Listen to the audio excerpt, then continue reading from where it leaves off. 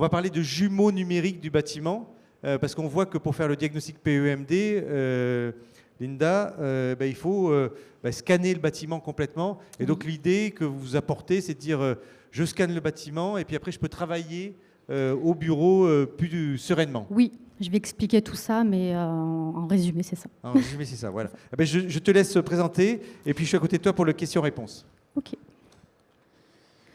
Donc alors tout d'abord, je suis Linda Bouzidia, business developer chez Testoon et je suis en charge des nouveaux marchés et donc par la même occasion des nouveaux produits et des réglementations en vigueur auxquelles je dois m'intéresser.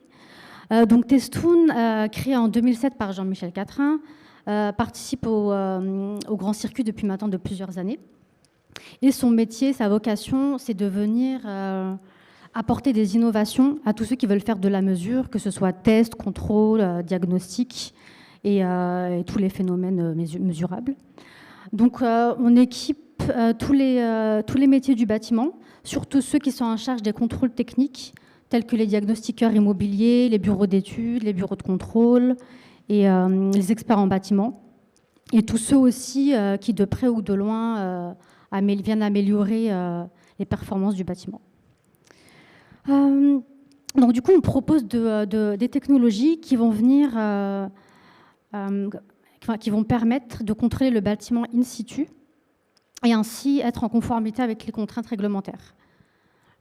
Donc Testoon récemment s'est mis à la page dans les domaines de capture, mesure de la réalité et numérisation du bâtiment, et ce qui va pouvoir venir aider notamment à gérer les domaines comme la gestion des déchets et le diagnostic PEMD. Et aussi, donc dernière information sur Testoon, on a été certifié Calliope depuis peu, et du coup tous ceux qui, vu qu'on donne des formations aussi sur certaines thématiques, les gens qui ont besoin d'avoir le Calliope peuvent passer par nous. Donc maintenant, petit sondage. Voilà, je te laisse poser la question. Alors, on aimerait savoir comment aujourd'hui vous effectuez le diagnostic PEMD ou comment vous envisagez de l'effectuer.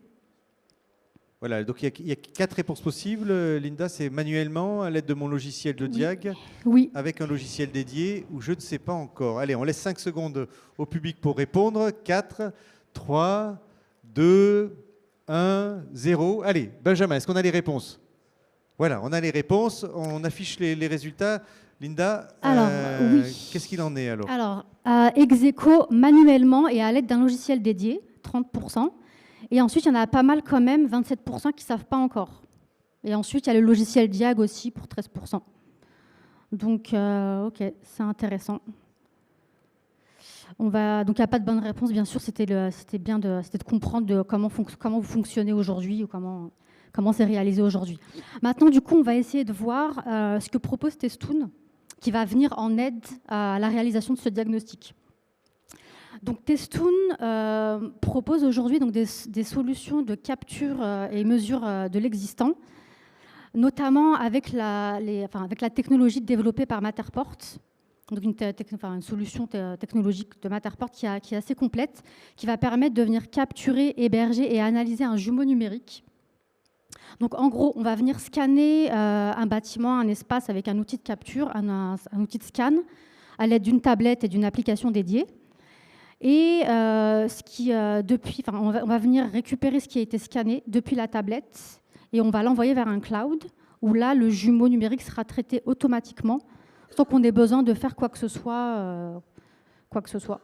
Si ce n'est venir visionner la visite virtuelle qui en ressort, venir prendre des mesures et aussi extraire des plans 2D, 3D, etc.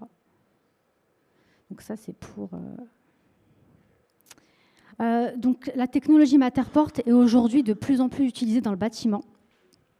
Donc tous les cycles, toutes les différentes étapes toutes les étapes du cycle de vie du bâtiment sont concernées. La technologie Matterport en fait va venir aider à réaliser et faciliter en fait dans les différentes phases les diagnostics, les partages, les échanges. Et notamment dans les dernières phases, les phases de réparation, de déconstruction et de revalorisation, dans lesquelles on va s'intéresser. L'outil va venir va venir apporter donc une certaine facilité d'utilisation. Donc, en gros, les professionnels du diagnostic qui vont, après avoir scanné les lieux, qui vont pouvoir venir visualiser les lieux en 3D, ça va leur permettre, en fait, en dehors du coup du site physique, de venir revisionner les lieux en visite virtuelle et pouvoir repérer ce qu'ils n'avaient pas forcément repéré initialement. Et ainsi pouvoir identifier tout type de produits, équipements du bâtiment, matériaux, déchets, qui vont pouvoir directement nommer, quantifier, décrire, localiser sur cet espace, grâce à l'utilisation d'outils à disposition, comme des outils de notes ou commentaires. Et tout ça, toutes ces informations vont ensuite pouvoir être partagées avec les parties prenantes, comme donneurs d'ordre ou les filières de valorisation et d'élimination des déchets. Donc, pour essayer de comprendre et d'illustrer en fait tout ça, on va aller visiter un lieu, une visite virtuelle en 3D. Donc, on va rentrer dans un lieu en déconstruction. Voilà. Donc ici, on est dans un lieu en déconstruction. Et donc la visite virtuelle donc, a été prise. On voit les points de scan au sol qui étaient là où avait été placée la caméra. Et du coup, dans cette visite, on va pouvoir venir voir tout ce qui est constitutif du bâtiment, comme par exemple les équipements sanitaires au sol, les différentes planches de bois qu'on voit là sur le mur.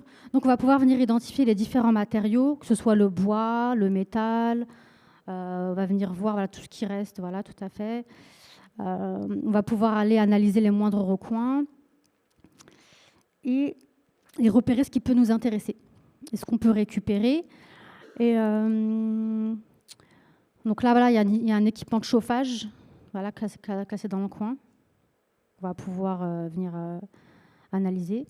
Donc tout ça, tout ce qui est sur cette visite, il y a des outils à disposition pour venir nommer les objets qu'on repère, les décrire. Je vais vous montrer après dans les outils, on va pouvoir les décrire, les localiser dans l'espace et ensuite même échanger directement avec les collaborateurs. Donc voilà, donc là on voit la chaise, voilà. Donc là, c'était pour voir un peu, on voit les menuiseries extérieures, on peut repérer ici tout ce qui va pouvoir être récupéré. Et les collaborateurs qui travailleront sur cet espace vont pouvoir échanger et dire, bon voilà, j'ai repéré ça, on décrit l'état, le collaborateur fait son commentaire et ainsi réfléchir sur qu'est-ce qu'on peut récupérer et qu'est-ce qu'on peut en faire. Donc que ce soit là. Qu'est-ce qui sera du déchet, qu'est-ce qui sera réemployé, etc. Donc ça va être un outil d'aide, en fait. Ça va aider. Aider à réaliser le rapport, aider à... Hop. Donc là, voilà, c'est les photos qu'on peut prendre du lieu. En zoomant, on peut aller prendre tout ce qui nous intéresse. Donc oui, on peut obtenir un nombre de photos 4K illimité. Là, par exemple, c'est un exemple d'un suivi de chantier où on peut voir avec les photos ce que ça donne. Donc là, c'est une vue 3D du lieu en question qu'on peut obtenir à partir de l'espace. On peut repérer donc où se trouve chaque tas d'objets. Et ici, avec cet outil, on va pouvoir venir mettre des étiquettes sur plan au sol, c'est-à-dire qu'on va pouvoir venir nommer les pièces de l'espace et afin de pouvoir ensuite localiser où se trouvent les différents objets, équipements, etc. Ici, on va pouvoir venir prendre des mesures sur le plan au sol, donc des mesures des pièces, donc longueur, largeur, aussi les dimensions des objets. Et sur le jumeau numérique lui-même, on peut aussi venir mesurer des murs, des fenêtres ou tout ce qui peut nous intéresser directement dessus. Donc ça, c'est un outil qui va nous permettre de venir représenter d'un rond, donc ça s'appelle MatterTag, tous les objets qu'on va identifier. Donc on va venir le nommer et ensuite mettre son descriptif en dessous. Et on peut joindre un fichier, une fiche technique, ou on peut joindre un média, un lien pour enrichir notre description. Et ça peut faire l'objet d'une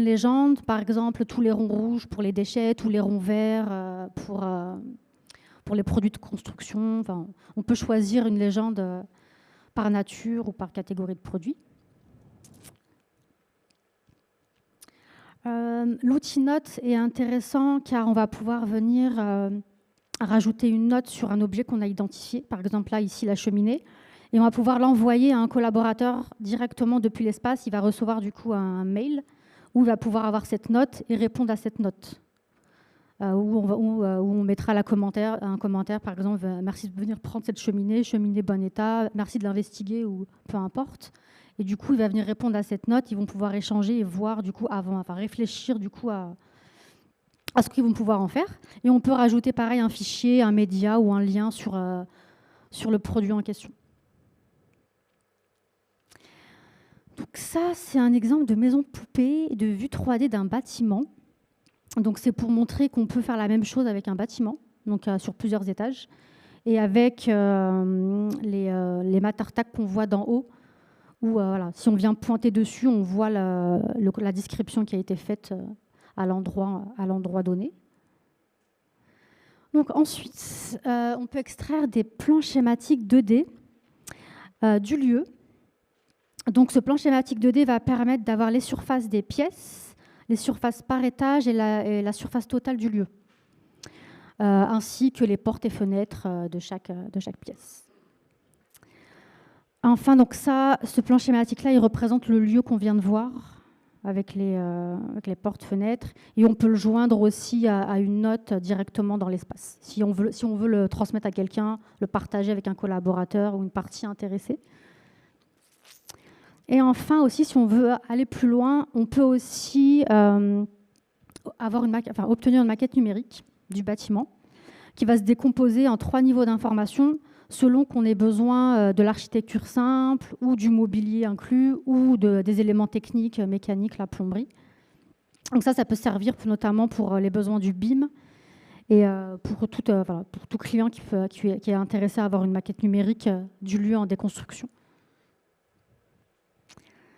Donc, parmi les outils disponibles justement pour venir scanner l'espace, on va partir donc du plus petit outil jusqu'au plus sophistiqué.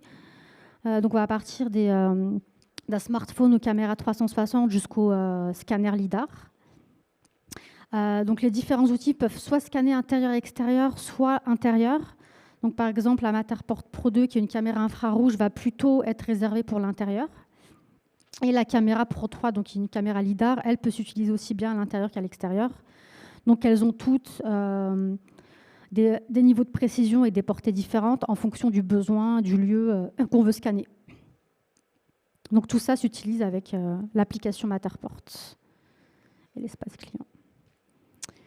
Donc là, c'est comment se présente en fait l'espace Matterport. Donc à gauche, on a la visite virtuelle du lieu et à droite, on a les modules complémentaires qu'on peut obtenir à partir de cette visite virtuelle, c'est-à-dire les plans schématiques, la maquette numérique que je vous ai montrée qui s'appelle fichier BIM et d'autres encore fonctionnalités plus techniques.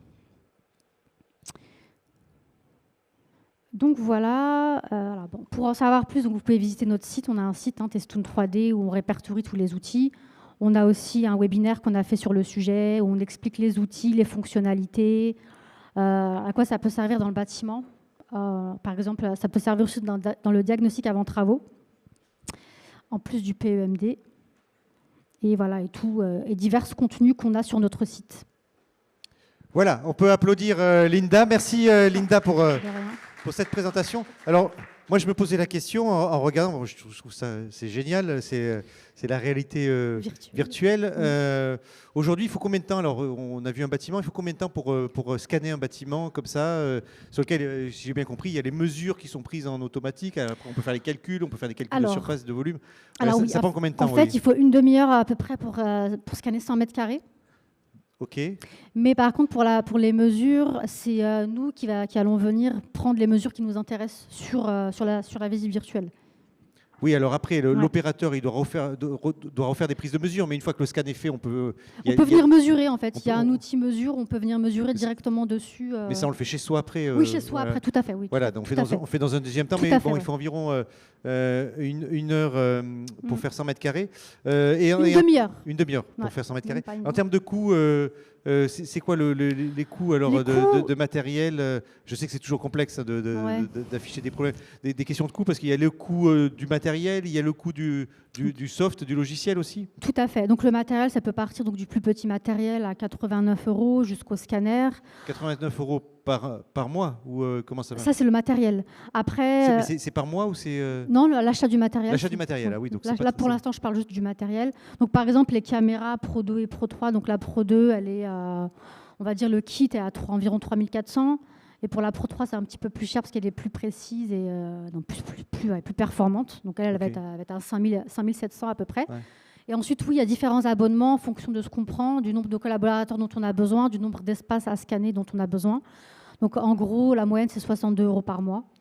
Oui, donc, et là, on a un Et ça- espace qui est collaboratif entre les différents opérateurs. Oui. C'est-à-dire que c'est ça aussi, c'est-à-dire qu'il peut y en avoir un qui va sur le chantier, qui Oui. prend les éléments. Oui. Bon, après, on peut y retourner s'il faut, hein, mais et on imagine qu'il y a différents collaborateurs qui travaillent sur le même document C'est ensemble. exactement ça, ouais, tout à fait. Par exemple, si on prend l'exemple de l'abonnement à 62 € par mois, il y a 5 collaborateurs qui peuvent travailler sur le document, qui peuvent échanger sous forme de notes, de commentaires, etc. et visionner la même visite virtuelle et avoir en temps réel les mêmes informations. Oui, donc c'est devenu. J'imaginais pas en termes de coûts, là, je suis pas là pour faire la retape, mais, Oui. mais c'est devenu très accessible finalement tout à ces fait. solutions-là en termes à la fois de matériel et également De soft. d'utilisation logicielle. Voilà. Donc à fait. merci Linda. Est-ce qu'il y a une question dans le public tant qu'on est là? Non. Tout à l'heure, si il y a Madame qui veut poser une question, Benjamin. Allez, on va vous donner un micro. Tout à l'heure, j'ai loupé une question dans le public. On m'a dit, mince, t'as oublié la question. C'est Madame qui est juste devant toi. Voilà, on en profite. Bravo déjà pour la présentation, c'est très, très intéressant. Moi, j'avais une question par rapport à votre expérience actuelle. Quels sont les usages les plus courants de ces maquettes qui sont ainsi générées? Et puisqu'on est là aussi pour parler de diagnostic PEMD, quels sont les livrables? On a touché du doigt un petit peu mais les livrables qui peuvent être utilisés pour le diagnostic PEMD. Voilà. Alors, aujourd'hui, c'est pas mal utilisé, donc, comme je disais, dans le bâtiment, notamment pour les architectes, pour avoir les plans des bâtiments et pour pouvoir venir visionner après coup comment ils vont pouvoir concevoir, là où ils vont placer les futurs équipements, etc. Dans le cadre de rénovation plutôt. Oui, Oui. oui. Dans le cadre de rénovation. Après, en conception aussi, ça peut être utile juste pour voir l'évolution. Enfin, conception. Ah oui, ouais. suivi de chantier. Oui, le suivi de chantier, tout à fait.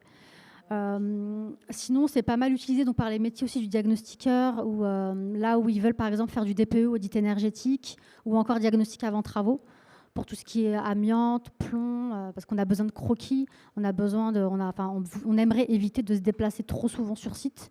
Donc récupérer une visite virtuelle sur laquelle on peut travailler derrière, ça peut aider. En plus, on peut venir mettre dessus là où il y a de l'amiante, parce que là on a repéré de l'amiante. Et ensuite, pour les livrables, donc, pour le diagnostic PEMD, ce qui est intéressant, c'est par exemple les photos. Toutes les photos en unité que vous pouvez prendre, des objets ou voire du lieu. Aussi le plan schématique 2D, plan schématique des lieux. Est-ce qu'il y a une base de données avec tous les matériaux alors, du coup, qui sont référencés? Alors ça, non. Justement, non. Il n'y a pas ça. C'est pour ça qu'on dit que c'est un outil d'aide au diagnostic, mais il ne va pas faire le diagnostic en lui-même. C'est-à-dire qu'il va venir aider à un gain de temps, à un partage, etc., pouvoir échanger avec les différentes filières ou les collaborateurs pour essayer de trouver des solutions aux objets. Mais ça ne va pas faire tout le diagnostic en lui-même. Ouais. Voilà. Écoute, J'espère que j'ai bien. merci Linda pour cette présentation.